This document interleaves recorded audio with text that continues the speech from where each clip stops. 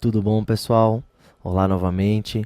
Na aula de hoje vamos discutir um tema extremamente importante para o cirurgião, um órgão extremamente interessante de ser estudado também, tá joia? Essa é uma aula sobre fígado, espero que vocês aproveitem bastante. Então, iniciando com um caso clínico, tá joia? Temos um paciente do sexo masculino de 55 anos, etilista e tabagista, tá joia? Portador de hepatite C já há 8 anos. É um paciente que tem queixas dispépticas, né, e dor em hipocôndrio direito há cerca já de 8 meses. Refere também perda de 6 quilos nos últimos 3 meses. Então, é um paciente que já está evoluindo com um quadro de síndrome consumptiva.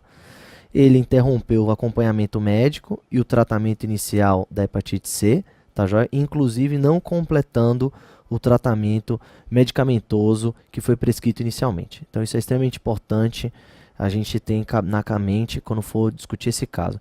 Então, é perguntado qual é a principal suspeita diagnóstica e como que deve ser o prosseguimento na investigação diagnóstica. Então, neste caso, a gente deve suspeitar, né, de uma lesão já maligna desse paciente, é um paciente hepatopata crônico, mesmo que não discorra aqui sobre os sinais de cirrose, mas é um paciente que pode estar evoluindo com síndrome consumptiva, perda de peso, pode ser que ele já apresente algum grau de neoplasia neste fígado.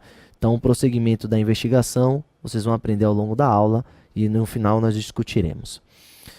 Iniciando então a discussão sobre fígado, começar pela anatomia. O fígado ele ocupa o quadrante superior direito praticamente todo do abdômen. Ele é dividido em lobo direito e lobo esquerdo, tá joia? Ele é fixado no abdômen através do ligamento falciforme, que é esse aqui, o ligamento redondo, tá joia?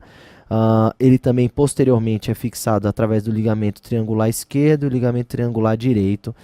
E o fígado está fortemente relacionado à vesícula biliar, né, que sai a via biliar do fígado formando junto com o ducto cístico que sai da vesícula para formar a via biliar principal, o colédoco, tá joia? E se ocupa na posição anterior à veia cava, inferior. São os reparos anatômicos mais importantes. Em relação à anatomia funcional, cada lobo do fígado, né, que são 8, eles vão receber irrigação do sistema portal, que é a veia porta, da artéria hepática, e drenagem pela veia hepática ou suprahepática individualmente. E além disso também vão emitir individualmente cada um o seu ducto de drenagem da bile. Em relação à tríade portal, nós temos aqui que chega no fígado, nós temos a veia porta, a artéria hepática e o ducto hepático que vão emitir ramos exclusivos para cada lobo do fígado. Em relação à veia porta, ela é responsável por 75% do fluxo vascular do fígado, tá joia? É a junção da veia mesentérica superior e a veia esplênica. A veia mesentérica inferior vai desaguar na veia esplênica e mesmo sendo um sangue venoso, ele traz um aporte de oxigênio importante e todos os metabólitos que foram ingeridos, né, e foram digeridos ao longo do trato gastrointestinal.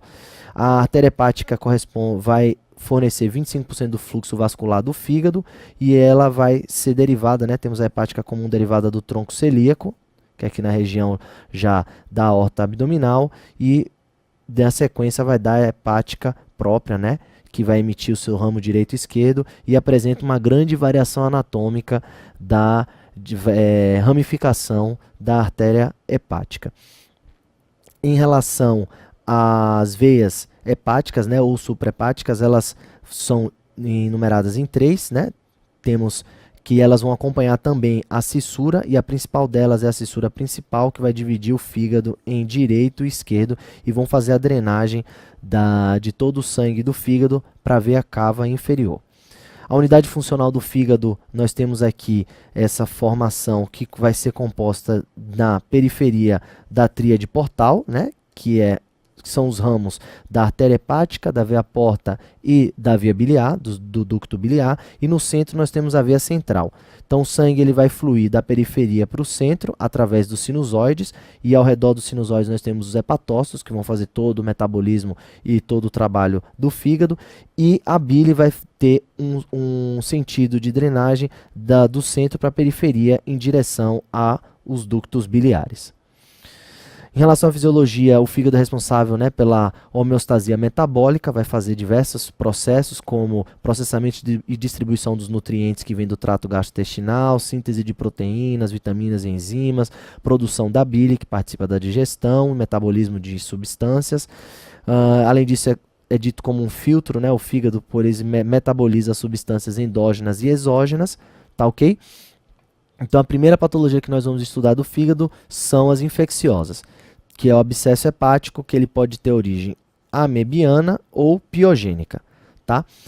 Em relação à origem amebiana, ela é mais comum nos pacientes mais jovens, entre 20 e 40 anos, a piogênica nos pacientes acima de 50 anos. A amebiana é muito mais frequente no sexo masculino e a piogênica tem uma distribuição, é mais frequente no sexo masculino, uma distribuição mais homogênea. 80% dos abscessos amebianos eles se apresentam de forma solitária, já o piogênico apenas 50%, o restante vai ser multifocal. Ambos são mais frequentes no lado direito do fígado, pois tem uma tendência à irrigação, né, principalmente pela veia porta para o lobo direito do fígado, tá joia? Mas com o abscesso amebiano tem associação com fatores ambientais, né, devido à infecção pela ameba, tá joia? E os outros sintomas associados, como icterícia, bilirrubina aumentada, é muito mais frequente no abscesso piogênico, né, do que no abscesso amebiano. Tá joia? Além disso, a cultura positiva vai ser comum no abscesso piogênico e no amebiano, como é uma infecção pela ameba, é mais difícil de ter a hemocultura positiva. Tá joia? Iniciando pelo abscesso, então, piogênico, as causas principal dela é a colangite aguda ascendente, então a infecção da via biliar principal, onde o patógeno vai ascender e gerar uma infecção do fígado, por isso é comum ter infecções múltiplas, como a gente consegue ver nessa imagem, diversos abscessos piogênicos no fígado. Temos também a piliflebite, que são os patógenos que vão ascender através da veia porta, que estão vindo originários do trato gastrointestinal, como uma diverticulite, uma apendicite, vão jogar patógenos para o sistema portal, e isso aí, esplâncnico, e isso vai em direção ao fígado. Infecções sistêmicas diversas ou por contiguidade também pode causar infecção hepática. A microbiota, dessa forma, na maioria das vezes, ela é polimicrobiana. E. coli e Klebsiella são os dois patógenos mais frequentes. Quadro clínico, o paciente vai se apresentar com febre, calafrio, icterícia, dor em hipocôndrio direito, tá joia? O diagnóstico, então, é feito através da história clínica, né? Exames laboratoriais iniciais, como provas de função hepática, enzimas canaliculares, podem estar alteradas, mas vai ser fechado o diagnóstico mesmo através do exame de imagem, pode ser feito através de radiografia, tá joia? Ou ultrassom e tomografia são os exames mais apurados. O tratamento, ele vai ser feito inicialmente clínico, deve-se coletar hemocultura e, quando se realizar a punção do abscesso, se realizar cultura do abscesso para direcionar o tratamento antibiótico empírico, mas inicialmente deve-se iniciar uma antibiótico terapia empírica de largo espectro com ceftriaxone e metronidazol, que vai cobrir os germes anaeróbios e gram-negativos principalmente, que são os mais comuns. Na sequência, nos abscessos piogênicos, deve-se tentar realizar a drenagem percutânea, tá joia? Exceto se o abscesso for multifocal e de pequeno tamanho. Esses são difíceis de serem drenados. Mas se forem grandes, ou mesmo que seja multifocal, mas de tamanho maior, deve-se realizar a drenagem. E nos casos refratários, está indicada a cirurgia. Em relação ao abscesso amebiano, a gente tem que ele é causado pela entamoeba histolítica, que é transmitida através da contaminação fecal oral, tá joia? Em áreas endêmicas. O patógeno vai ascender através do sistema portal na forma do trofozoito, vai causar infecção do fígado e isso vai levar a uma necrose de liquefação, como a gente consegue ver nessa imagem, que é essa necrose da porção central do abscesso. O quadro clínico é parecido, vai ter dor em hipocôndrio direito, febre com calafrio, anorexia, hepatomegalia, tá joia? Geralmente são lesões solitárias, né? Mas na fase aguda pode se apresentar como múltiplas lesões e os sintomas são mais intensos. E na fase crônica, o abscesso já encapsulado, geralmente é uma lesão única devido a uma grande destruição de parênquima hepático e os sintomas já são mais brandos.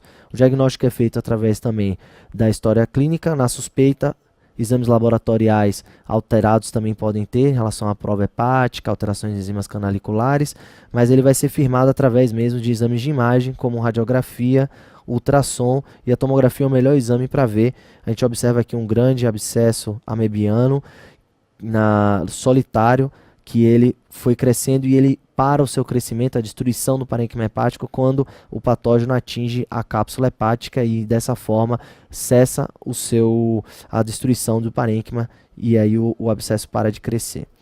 O tratamento do abscesso amebiano, ele deve ser clínico, tá joia? É com metronidazol por 10 dias, tá joia? Em alguns casos, deve-se realizar a aspiração deste abscesso, para os casos refratários ao tratamento clínico ou se o abscesso apresentar um risco elevado de ruptura, que são os abscessos que têm mais do que 5 centímetros de diâmetro, ou se o abscesso for no lado esquerdo do fígado, também tem um risco mais aumentado de ruptura. Dessa forma, deve-se realizar a drenagem deste abscesso.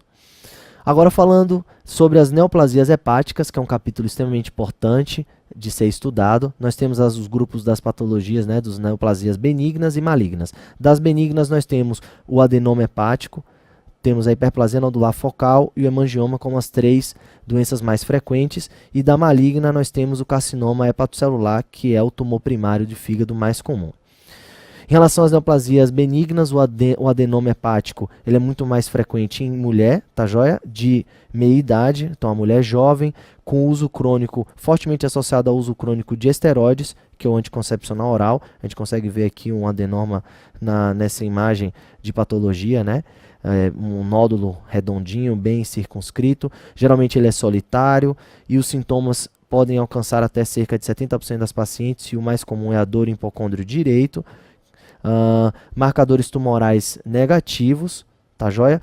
O adenoma, o grande risco dele é o sangramento, tá? Tanto intralesional como para a cavidade peritoneal, ou a sua transformação maligna para um câncer de fígado. E por isso que deve ser realizado a ressecção da lesão quando se faz o diagnóstico. O diagnóstico ele é feito através da tomografia de abdômen, onde se observa uma massa heterogênea, bem delimitada, com realce precoce na fase arterial, como a gente consegue ver aqui no lobo direito do fígado. Essa é a imagem de um adenoma já de um tamanho bem razoável. E o tratamento, então, deve-se interromper o uso do hormônio, tá joia? Para parar o estímulo de crescimento da lesão. Em alguns casos assintomáticos de lesões pequenas, que são baixo risco de ruptura, deve-se fazer um tratamento expectante, mas o tratamento padrão é a ressecção cirúrgica, tá joia? Que é o mais indicado, e aí consegue-se evitar essas complicações, que são complicações frequentes, que é o sangramento do adenoma. A outra lesão benigna comum do fígado é a hiperplasia nodular focal, tá joia? É a segunda lesão mais frequente, também de mulher jovem. Geralmente é um nódulo menor do que 5 centímetros em um fígado normal, sem cirrose. O nódulo ele apresenta caracteristicamente essa mácula fibrosa central, com septos irradiados, como a gente consegue ver nessa imagem. A gente tem essa mácula central aqui com septos irradiados, tá joia?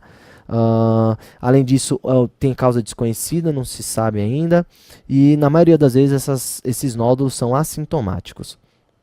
O diagnóstico também é através da tomografia de abdômen com contraste, e você vai observar um nódulo com a mácula central numa fase pós-arterial do contraste. A gente consegue ver o nódulo hepático aqui, com a nossa mácula central sendo bem delimitada na porção central, né?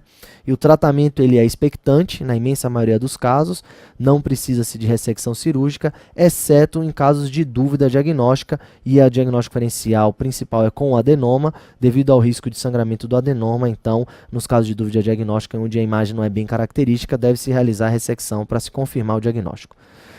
Bom, falando agora do hemangioma hepático, que é a lesão benigna do fígado mais comum. Isso aqui é extremamente importante. A gente consegue ver aqui diversos hemangiomas ocupando praticamente todo o volume hepático. É mais frequente em mulher, tá joia? Ele é congênito, o hemangioma, mas apresenta um crescimento que vai ter repercussão clínica na maioria das vezes na fase adulta, do adulto jovem. Variam de tamanho, A maioria das vezes eles são solitários, mas podem ser, como a gente vê nessa imagem de tomografia, podem ser múltiplos e na maioria dos casos também eles são assintomáticos. O hemangioma hepático está associado à síndrome de Cassabá-Merritt. Que é essa síndrome? Ocorre um sangramento intralesional, tá ok? Do hemangioma, e isso vai gerar coagulopatia e trombocitopenia de consumo. Então o paciente vai apresentar coagulopatia e trombocitopenia devido a um grande sangramento para dentro da própria lesão no fígado. O diagnóstico do hemangioma é feito, os marcadores tumorais estão normais e na tomografia com contraste nós temos um nódulo com realce periférico, como a gente consegue ver aqui e aqui nessa imagem de tomografia do fígado. O tratamento nos pacientes assintomáticos, que é a maioria dos casos, ele é expectante, só seriamento pode ser feito com ultrassonografia, né? E nos sintomáticos que apresentaram ruptura, crescimento ou coagulopatia, deve-se realizar a ressecção da lesão. Agora falando sobre a patologia mais grave, que é o carcinoma hepatocelular, tá joia? É o câncer primário mais frequente do fígado, porém não confundir que o câncer mais comum no fígado são metástases, e essas metástases na maioria das vezes vêm do colo e do reto, tá joia? O hepatocarcinoma está relacionado, as principais causas hepatite crônica pelo vírus B e C, tá joia? Que vão causar uma cirrose, e essa cirrose é um ambiente favorável ao surgimento do câncer. Etilismo crônico também é outra causa, tabagismo, outras substâncias como nitritos, solventes, pesticidas e doenças hereditárias como, por exemplo, a hemocromatose também favorece o surgimento do carcinoma hepatocelular. É muito mais frequente em homem, em torno de 50 a 60 anos de idade, e o substrato para o surgimento do câncer é a hepatite crônica, seja ela pelo vírus ou doença hereditária ou outras substâncias. O quadro clínico, você vai ter um paciente com dor em hipocôndrio direito, com uma massa hepática palpável e apresentando uma síndrome consumptiva. O diagnóstico é feito através da história clínica, né? Suspeição, marcador, a alfa-fetoproteína vai estar aumentada, essa é a grande diferença também para as doenças benignas. Os exames de imagem temos ultrassom e tomografia, mas a tomo com contraste vai ser o principal exame com realce na fase arterial e um padrão de washout, que é o que eu trago aqui para vocês.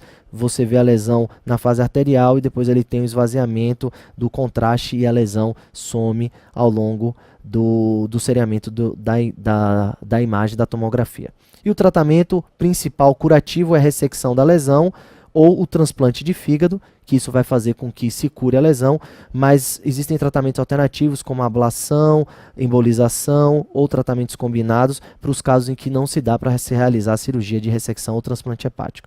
Então, voltando para o nosso paciente, então é um paciente com hepatite crônica por vírus C, evoluindo com síndrome consumptiva, principal suspeita diagnóstica é hepatocarcinoma, deve-se realizar então a investigação para esse câncer do fígado com tomografia e dosagem de alfa-fetoproteína. Além disso, se vier confirmado a doença de suspeição de hepatocarcinoma, deve-se prosseguir com o tratamento adequado. Tá joia? Então, pessoal, espero que vocês tenham gostado da aula. É uma aula densa, com bastante conteúdo. Pausem a aula, revejam, façam suas anotações, tá joia? Para poder ter todo esse conteúdo em mente, que o fígado é um órgão extremamente importante, tem diversas patologias interessantes que devem ser estudadas. Um grande abraço e aproveitem a aula.